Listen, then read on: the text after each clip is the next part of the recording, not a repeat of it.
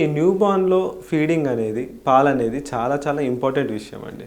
So, ఇది ఎంత important అంటే ఎందుకంటే బేబీకి మెయిన్‌గా పుట్టగానే కావాల్సింది పాలే బేబీకి.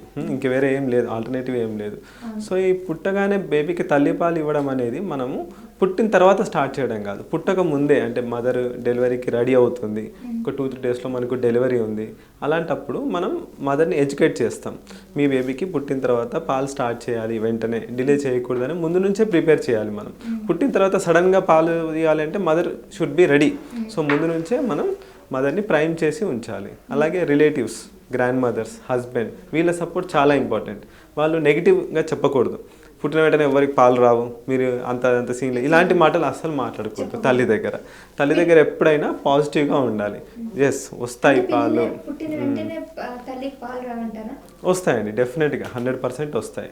సో బేబీ డెలివరీ 2 రకాలుగా అవుతుంది. ఫస్ట్ నార్మల్ డెలివరీ అంటే మనకు సర్జరీ లేకుండా నార్మల్గా ప్రసవించడం. సెకండ్ వచ్చేసి సిజేరియన్ సెక్షన్. సిజేరియన్ సెక్షన్ అంటే మనకు తెలిసిందే, సర్జరీ చేసి బేబీని బయటికి తీస్తారు. కొన్ని నార్మల్ అవ్వలేని సిచ్యువేషన్స్లో అలా అవుతుంది. సో ఒకవేళ నార్మల్ డెలివరీ అయితే కనుక వితిన్ హాఫ్ అన్ అవర్ మనం ఫీడింగ్ అనేది స్టార్ట్ చేయాలండి, వితిన్ 30 minutes. ఎందుకంటే అండ్ సర్జరీ సిజేరియన్ సెక్షన్ అయితే కనుక వితిన్ 1 hour స్టార్ట్ చేయాలి. దీన్ని ద గోల్డెన్ అవర్ అంటారు.